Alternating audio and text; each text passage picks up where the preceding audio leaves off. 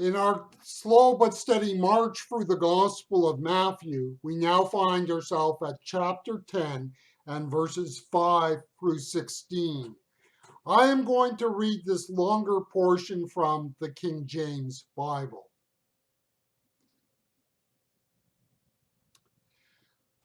These 12 Jesus sent forth and commanded them, saying, Go not into the way of the Gentiles, and into any city of the Samaritans enter ye not, but go rather to the lost sheep of the house of Israel. And as ye go, preach, saying, The kingdom of heaven is at hand. Heal the sick, cleanse the leper, raise the dead, cast out devils. Freely you have received, freely give. Provide neither gold nor silver nor brass for your purses, nor scrip for your journey, neither two coats, neither shoes, nor yet staves, for the workman is worthy of his meat. And into whatsoever city or town ye shall enter, inquire who in it is worthy, and there abide till ye go thence. And when ye come into a house, salute it. And if the house be worthy, let your peace come upon it. But if it not be worthy, let your peace return to you. And whosoever shall not receive you nor hear your words, when ye depart out of that house or city, shake off the dust of your very feet. Verily I say unto you, it shall be more tolerable for the land of Sodom and Gomorrah in the day of judgment than for that city. Behold, I send you forth as sheep in the midst of wolves. Be ye therefore wise as serpents and as harmless as doves.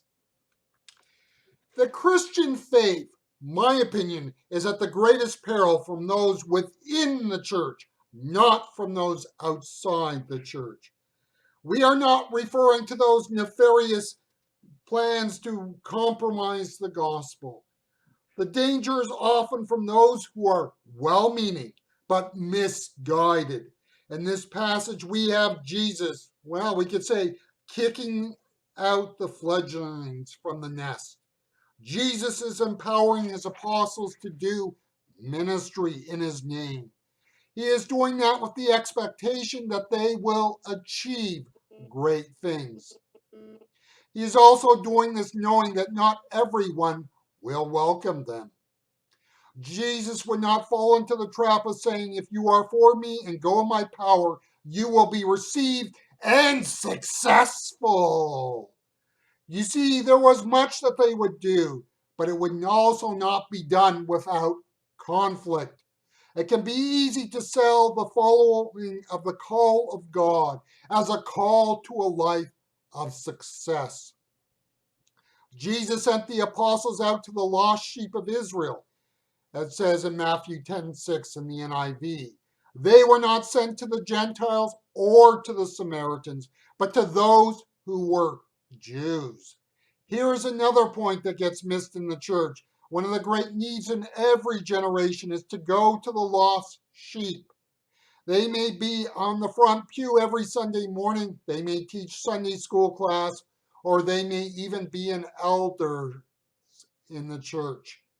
The institutional church is not one and the same with the church triumphant. Understand what was said in the previous paragraph as the context to this one.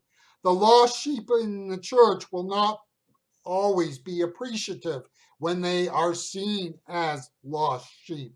In fact, some of the most belligerent people you can minister to are those who want to claim to have faith without being responsible to live it and be transformed by it. A third thing we see in this passage is that there is a time when we need to go out from Jesus' presence.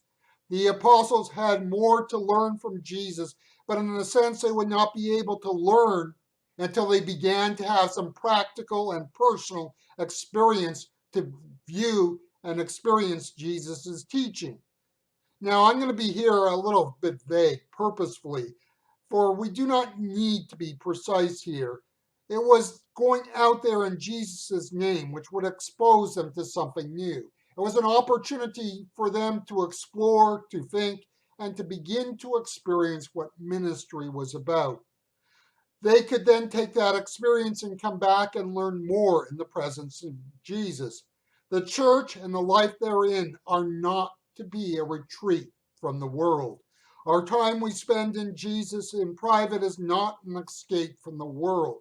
It is where we are refueled and refined to go back to the places of service and ministry that Jesus has placed us. Let us be clear, the church needs well-trained, professional, full-time clergy to make the work go forward. It is, of course, not the duty of the clergy to do all ministry, while the laity simply provide the funds for that work. The challenge for any full-time cleric is to balance the calling with the reality of providing for one's family. Verse 10 is an ongoing challenge. The reality is that ministry in the church can become a vocation like any other non-church vocation. The job can be pursued with an eye to the salary, the title, the honor, and the desire for job security. The desire for these things can trump the need to be sacrificial in the practice of ministry. You see, ministry is not just about doing for the Lord. Ministry is more about living a style of life which puts an emphasis on the idea that my God will supply all your need according to his riches and glory by Christ Jesus. Philippians 4:19 and the King James Version. These apostles were learning to live out a calling, and they were not just going out there to perfect a vocation.